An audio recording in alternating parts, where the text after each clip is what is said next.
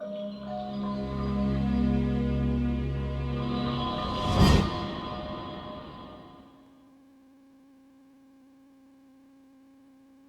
começando mais um programa Tribuna na TV, hoje com um convidado para lá de especial, meu amigo já de longo tempo, Jair Bondix. Atualmente, eu apresento como presidente do Instituto Crescer, que é um instituto que trabalha aí com a colocação de jovens aprendizes no mercado de trabalho, mas tem um currículo assim, bastante extenso, né, Jair? A gente vai conversar sobre isso. E o Jair está aqui por um motivo todo especial, que eu já vou adiantando, é sobre esse aqui, ó. Esse livro, De Pai para Filho. Esse livro está sendo lançado na próxima quinta-feira, a partir das 19 horas, lá na sala de leitura Bento Nascimento, da Casa de Cultura Didi Banandão, lá na Rua Ercílio Luz. Tá? É o primeiro livro de uma série de livros que nós vamos mostrar e comentar aqui. Jair, antes de mais nada, seja bem-vindo. É um imenso prazer ter você aqui no Tribuna da TV de hoje. Bom, Adilson, primeiro eu agradeço pelo convite. Começando com boa tarde a todos os ouvintes e um especial para ti, como você bem colocou, amigo de longa data e que reapareceu na minha vida no momento certo. Agora, as vias de lançar o primeiro livro e com a certeza de que encontrei a pessoa certa para me ajudar nessa jornada. Muito obrigado pela parte que me toca. Tá? Ô Jair, vamos começar já metendo o pé. Tu nasceu em Iomerê. Iomerê. Iomerê, só para situar, Iomerê é uma cidade lá no meio oeste, faz divisa ali com Videira, Treze Itilhas, Pinheiro Preto, né, no Alto Vale do Rio do Peixe. Tem cerca de 3 mil habitantes, isso dados de hoje. Hoje tem cerca de 3. Quando nasceu provavelmente tinha um pouquinho menos. Como é que foi sair de um local pequeno para uma cidade com mais de 200 mil habitantes? Foi um choque? Foi natural, né? Eu falo assim, eu nasci na cidade de Videira, porque o Iomerê era um distrito, não tinha hospital, ainda não tem. Fui criado toda a minha infância, até os 17, 18 anos, eu morei em Iomerê, estudei em Iomerê, estudei no colégio na época era Escola Básica Frei Evaristo, depois me formei no Colégio Estadual Frei Evaristo. Na verdade, foi a primeira turma de técnico em contabilidade do colégio que se formou lá em 1988. Então, a minha infância toda passei lá. Você falou hoje 3 mil e poucos habitantes, tinha menos, né? Iomerê é um filho de Videira, ele pertencia para a cidade de Videira e hoje se tornou município. Por coincidência, eu quero deixar um abraço à Lucy Peretti, a prefeita de Iomerê. Estive com ela na semana passada e ela vai estar no lançamento da próxima semana, fazendo um convite especial. A Lucy se formou comigo no ensino básico, no ensino médio, na época era ensino segundo grau, né? Segundo grau. É, o segundo grau. Então, um forte abraço aí para todo o pessoal de Iomerê, a minha mãe, meus irmãos que moram lá ainda. E tu veio para Itajaí para estudar? Não, eu vim para Itajaí em 2005, quando a Perdigão abriu o Centro de Serviços Compartilhados aqui, o CSP. Então, eu participei desse processo para nós criarmos aqui em Itajaí o Centro de Serviços Compartilhados, que atendia todas as unidades, as empresas, as filiais da Perdigão no Brasil e no exterior à época. E tu trabalhava na Perdigão lá, então, em Videira? Em Videira. Eu comecei na Perdigão em 94. Quando você fala como é sair de uma cidade pequena e morar numa cidade grande, eu falo, eu morei em Iomerê, que somada com uma outra cidade que eu morei, tem 20 milhões de habitantes, né? Que é a cidade de São Paulo. Então, é uma transformação bem impactante, né? Cada um com seus pontos positivos, com suas vantagens e com as suas dificuldades normais, né? E foi essa mudança foi boa, né? Eu morei em outros locais, mas de fato aqui em Itajaí é onde eu me sinto em casa mais do que qualquer um dos lugares que eu já conheço, morei, é a minha terra. Conta um pouquinho, como é que foi essa trajetória então, do jovem lá de Iomerê, numa cidade pequena, isso. E de repente passou a liderança, né, o executivo da BR Foods, um grande conglomerado nacional aí do ramo da alimentação. Como é que foi isso? Foi. Assim, essa carreira. Você pediu quando é que começou a minha jornada, né? Exatamente. Minha jornada começou no sítio, muito jovem ainda. Meu pai trabalhava no sítio, produzia uva, essas coisas assim. Então eu comecei lá quando eu comecei a faculdade lá em Videira, eu comecei a trabalhar como estagiário no Banco Meridional. E depois fui comprado pelo Santander, né? Então fiz um estágio lá, depois eu trabalhei numa loja chamada Total, do Grupo Brasil Team, e eu entrei na Telesc. E foi um momento muito interessante a Telesc. Eu comecei a conhecer, a entender da telefonia, né, no tempo que o celular estava nascendo ainda no Brasil, não tinha, lá não funcionava. E passei 3 anos lá até aparecer a oportunidade de entrar na Perdigão em 1994. Então, dentro da Perdigão comecei como auxiliar de custos e me deu a oportunidade de conhecer todo o processo, toda a cadeia, desde do ovo, do pinto, da galinha, do leitão, do suíno, dos produtos acabados. Foi uma experiência muito gratificante. Dentro da Perdigão eu trabalhei na área de cursos, depois trabalhei na área de TI. Nós tivemos o desafio, a felicidade de ser a primeira empresa brasileira que implantou o SAP. AP? SAP. SAP é um sistema. A SAP é a maior empresa da Alemanha. É o maior sistema de gestão empresarial do mundo. Então, nós somos a primeira empresa que implantou o sistema aqui. Hoje, praticamente todas as grandes empresas brasileiras no Brasil e boa parte do mundo, elas usam esse sistema. Isso. Passei por TI, depois passei por uma área de projetos, e essa área de projetos, para fazer uns links aqui, eu conheci em 2002, na Copa do Mundo, eu conheci a cidade de Ferrara. E a cidade de Ferrara aparece depois para frente aqui nessa história. E depois, em 2005, a gente veio para Itajaí, criamos o Centro de Serviços Perdigão e me deu uma abertura, um conhecimento fantástico, porque nós prestávamos todo o back-office de todos os processos para todas as unidades da empresa. Tudo que fosse back-office da área financeira, RH, suporte a vendas, cadastros, compras, helpdesk de TI, nós prestávamos todas essas atividades para toda a empresa. Um tempo depois, eu trabalhei na área de investimentos e M&A e participei de processos, grandes processos, importantes processos de compra de empresas, né? E isso também me deu uma visão diferenciada do mundo dos negócios. E no final eu fui por um bom tempo aqui o diretor de serviços compartilhados da empresa aqui em Itajaí. Então, quando aconteceu a fusão da Perdigão com a Sadia, né, nós fomos a primeira área da empresa, da DRF, a consolidar as duas empresas, os dois processos. Né, aqui em Itajaí? Aqui em Itajaí. O centro de serviços da Sadia ficava em Curitiba, o nosso ficava aqui e nós consolidamos tudo aqui em Itajaí. E não foi uma tarefa simples, porque imagina que fundiu, sei lá, Palmeiras e Corinthians, Flamengo e Fluminense, juntar os times com... Eram arqui-inimigos, concorrentes. Então, lá em casa era diretos. Lá em casa era proibido comprar produto Sadia. A Sadia tinha um hot pocket, um sanduíche, né? O Guilherme era pequeno, meu filho era pequeno, quero comprar. Não pode, concorrente, não. Compra da Perdigão. Então, isso foi interessante, a gente criava isso, cultuava isso até para valorizar a empresa, é de casa, veste a camisa, então foi um período muito importante. Aí eu saí da DRF em 2014 e já fiz um trabalho dentro do Hospital Marieta. No Hospital Marieta eu fiquei lá por 1 ano e pouco, a gente fez toda a reestruturação financeira e RH da empresa. Foi quando a gente estava começando a obra do Complexo Madre Teresa, né? O hospital estava numa situação financeiramente bastante complicada e de infraestrutura muito precaritária, né? Problema de ar-condicionado, de elevadores, de gerador de energia, a lavanderia pegava fogo, a gente falava, quando vai ser o incêndio dessa semana na lavanderia? Toda semana equipamento velho, antigo, então a gente fez toda uma reestruturação, um trabalho muito bom foi feito lá, à época junto com a irmã Sandra, que era a diretora-geral, foi muito importante. Saindo do hospital, eu entrei numa empresa americana que se chamava Sutherland Global Services. Ela veio para o Brasil para fazer o BPO, para fazer o processamento de operações, já com o contrato da Dell, para atender a Dell toda a América do Sul, e contratos de negociação com o Google, com o Spotify, na época era o Twitter, todas essas empresas americanas que tinham operação no Brasil, a gente ia atender a partir da Sutherland. Então, nós montamos, eu influenciei bastante na decisão de ser Itajaí a sede da empresa, né, por qualidade de mão de obra, acesso, uma série de fatores, né, estava entre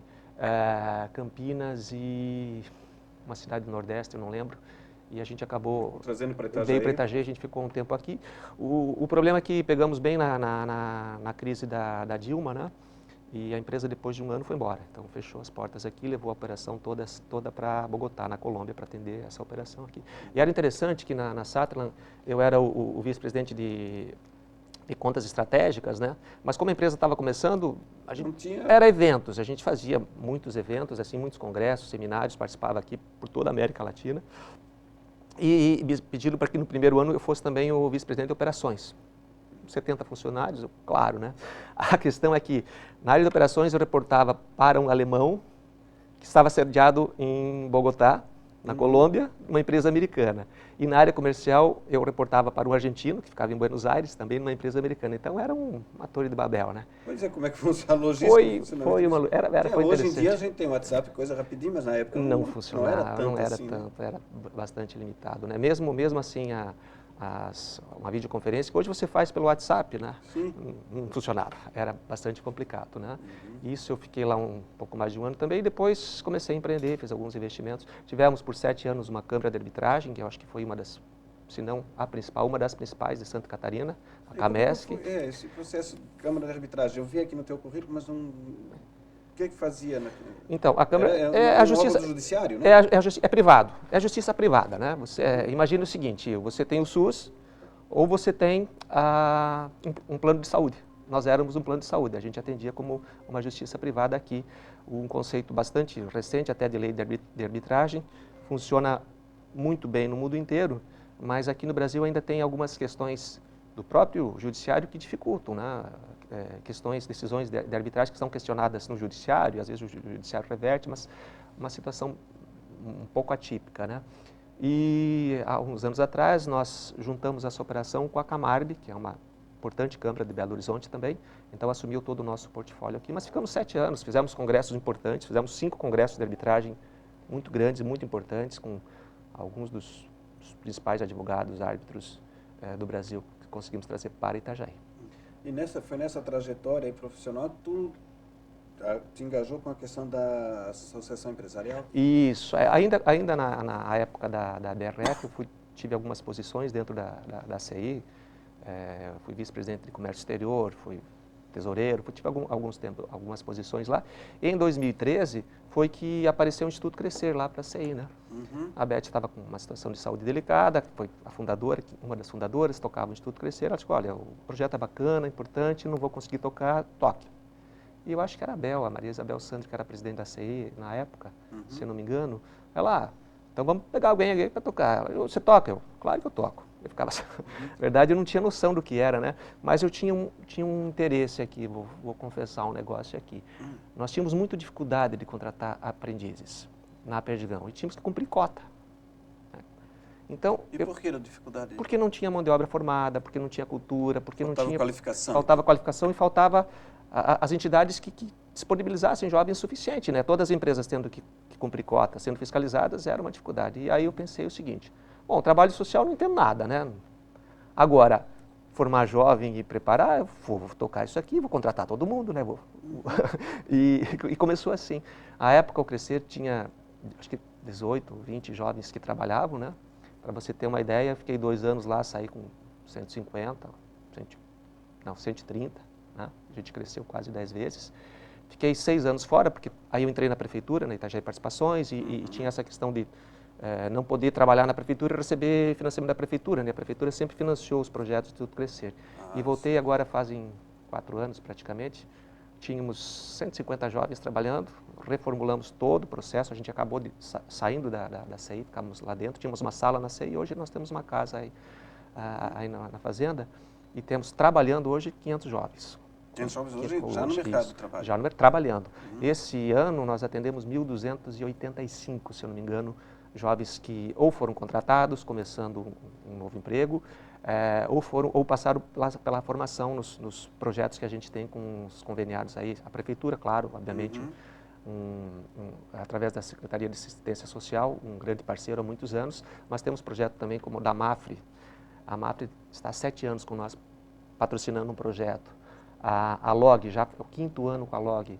A LOG vem fazendo um financiamento fantástico. Também a LOG faz dá até um a mais, né? A LOG faz uma mentoria para os alunos. A equipe da LOG faz mentoria para os nossos alunos. Então, muda a vida das pessoas. Temos desde o ano passado um projeto da Portonave em Navegantes também, que o Castilho nos ajudou muito aí a entrar, a fazer um projeto piloto ano passado, fizemos o projeto esse ano.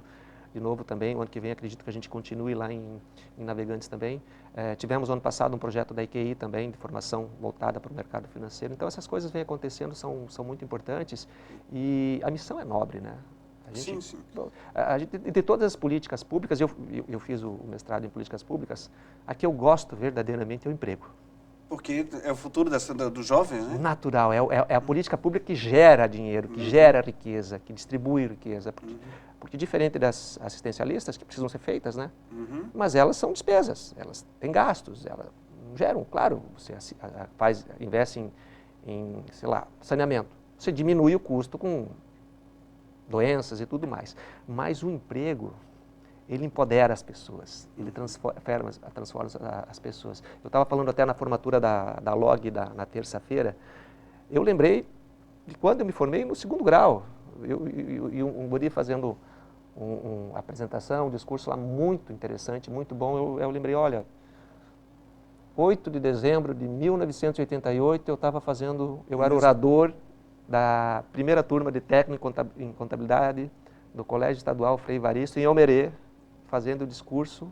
E do que eu falei na época? Emprego. Eu lembro que eu falava, nós precisamos de oportunidades. Tá? Nós não temos experiência. Um jovem não tem, a empresa precisa de experiência. Não tem experiência. Eu, quando vou contratar alguém, eu prefiro a vontade do que a experiência. A gente treina, ensina, mas a vontade, a determinação, isso é muito importante, faz toda a diferença. Eu trabalhei, eu fui instrutor no projeto do Jovem Aprendiz da Univale, lá em Balneário Camboriú.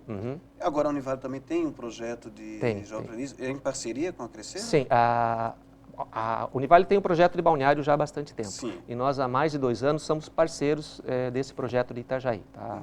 A gente faz em conjunto, né? Mas a Univale também está lançando agora aqui em Itajaí turmas deles, exclusiva deles, né? E isso é muito bom. Tem o Dom Bosco, tem o Senai, faz um trabalho fantástico, tem outras entidades que fazem. Nós queremos dar oportunidade para os jovens. Se é através do Crescer ou de outro instituto, faz a menor diferença. Mas hoje o Crescer é a tua atividade profissional ou é uma voluntariado? Não, voluntariado. Toda a diretoria do Crescer, conselho, é todo voluntário, né? Então, na diretoria estamos eu, o vice-presidente é o Dr. Carlos Brustolin, um advogado, amigo de longa data.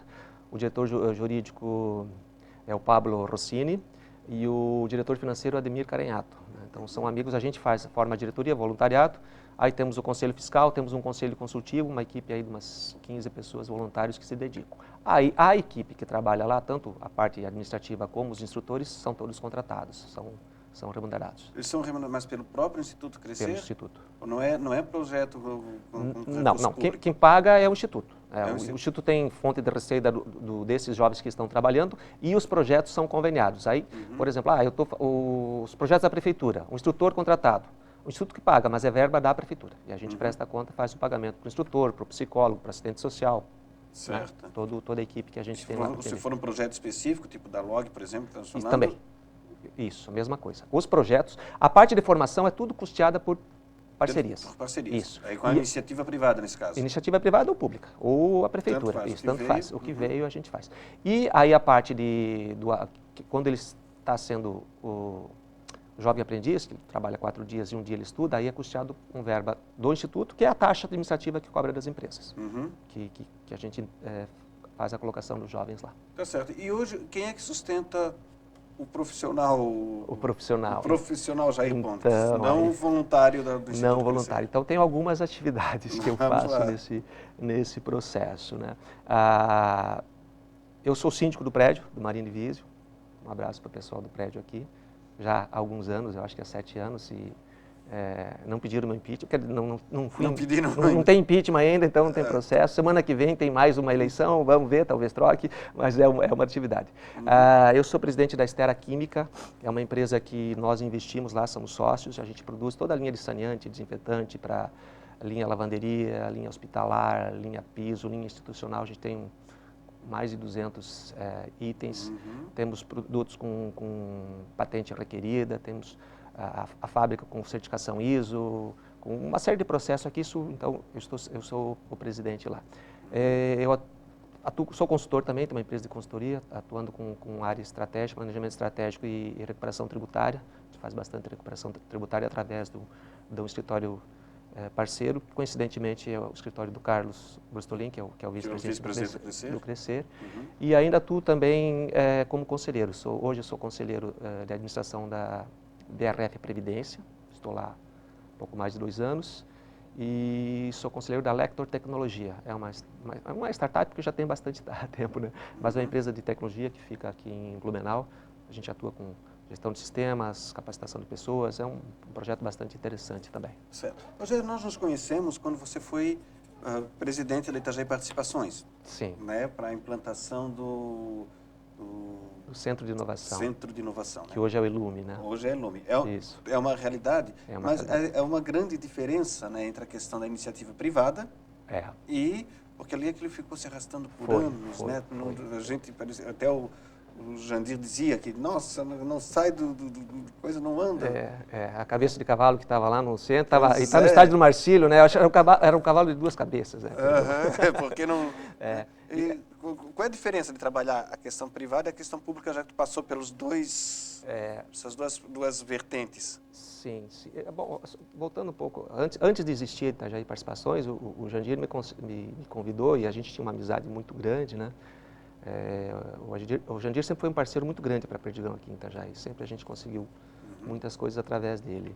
E uma briga para que quando teve uma iniciativa de tirar por 2 vezes, o Jandir foi sempre um grande defensor. Então, antes de se pensar na Itajaí Participações, tinha uma ideia lá, o Jandir, o Amilcar, o Paulinho, vamos criar um conselhão para pensar a Itajaí daqui 30 anos, daqui 50 anos, pensar no futuro. E nessas conversas nasceu a Itajaí. Inicialmente era Itajaí Parcerias, né, o nome dela, depois virou Itajaí Participações. Eu estava no conselho, o Marcelo Fetti foi o primeiro presidente, depois eu assumi como presidente, voltei para o conselho, então foi uma história bastante grande aqui. E entre as muitas questões que tinham, a primeira era atuar como agência de fomento e trazer empresas para cá, e muitas empresas vieram para cá, se não através da Itajaí Participações, mas com o apoio da Itajaí Participações. Teve intervenção. Teve intervenção, e vou citar só 2 bons exemplos aqui. A Ocean, que hoje está aqui na BR, que faz os barcos da Ferretti, e Ocean, que é fantástica, uma empresa maravilhosa. E o próprio Águas Azuis está construindo os barcos. As fragatas, né? A gente tinha perdido para o Nordeste, né? Ganhado a licitação, mas perdido foi um trabalho muito forte que foi feito aqui, com a participação da Itajaí Participações, com o governo do estado se envolvendo muito também, a gente conseguiu reverter e hoje é uma realidade. A obra física lá, andando a passos lentos, mas as iniciativas acontecendo. E aí lá na física eram 2 coisas. Uma é o Centro de Inovação, que hoje é o Ilume, que é uma realidade, que era para ser o segundo do estado, né, porque Lages já estava pronto e o nosso ia ser o segundo, e era o cronograma, e enfrentou um monte de problemas lá, desde o tipo de a gente licitar o projeto errado. Mandaram para cá para a gente licitar o projeto de Blumenau, e mudou a estrutura e não tinha dinheiro, porque ia faltar 1 milhão. Aí eu lembro, o Paulinho era o secretário de Desenvolvimento Econômico, eu fui com o Jandir lá, Jandir, é simples de resolver, está faltando 1 milhão, a prefeitura paga, acabou. Aí o Jandir colocou esse 1 milhão como contrapartida, e aconteceu, mas tiveram problemas de obra, troca de construtora e coisa e tal, e graças a Deus agora terminou, ficou um prédio fantástico, lindo. Está funcionando, está sempre cheio. Tem um projeto do Instituto Crescer que nós estamos discutindo para que aconteça lá no ano que vem, então é uma realidade. E no entorno dele vem o Distrito de Inovação, né, que é uma cidade tecnológica, a ideia de criar lá todo um habitat onde você pode trabalhar, morar, produzir, estudar, então tem todo esse processo que está acontecendo muito mais lento do que deveria. Coincidentemente, quando eu fiz o mestrado em políticas públicas, a minha dissertação foi o Distrito de Inovação. E eu elenquei alguns problemas, alguns riscos lá, por exemplo, um risco político, que poderia atrapalhar. O outro é o risco do equilíbrio econômico-financeiro, o outro era o modelo. Então, o modelo a gente conseguiu superar, agora conversei com o Nicolas, acho que foi na semana passada, encontrei ele no voo, ele está com boas expectativas, o projeto está andando, está vivo, e eu acho que vai ser, muito em breve, um sucesso grande para o município de Itajaí, atraindo novas empresas, novos negócios, abrindo mais oportunidades, e tomara que todas as empresas contratem aprendizes do Instituto Crescer lá. E de todos, né? E de todos, eu estou até puxando porque eu sou instrutor no Parque Dom Bosco de inglês, então também trabalho com formação de jovem aprendiz. Isso. Né? Nós temos o Instituto Crescer, o Parque Dom Bosco, tem o Univale. Univale, tem o do 6. Tem mais alguns, né? Mais alguns Eu gosto muito do Dom Bosco. Eu lembro sempre que quando estava na BRF, a gente apoiava algumas entidades, o Dom Bosco sempre estava, porque entidade muito séria, muito querida, faz um trabalho social fantástico, né? Então, um abraço para toda a equipe do Dom Bosco também. Beleza, então. Bom, mas o nosso assunto que nos trouxe aqui hoje não é questão empresarial, e sim literatura, que é uma área que agora você está estreando, digamos assim. Exatamente. Né? Então, é o seguinte, nós vamos agora para um breve intervalo, para dar tempo de tomar uma água, dar uma refrescada, também você que está em casa. Vamos para um breve intervalo e vamos falar do lançamento, não só do lançamento do livro de pai para filho, mas toda a saga que isso gerou, né? Todas as trilogias que vieram depois dele, tá bom? Que estão vindo. Estão vindo ainda. Nós vamos para um breve intervalo, voltamos em seguida, tá? Até já, então.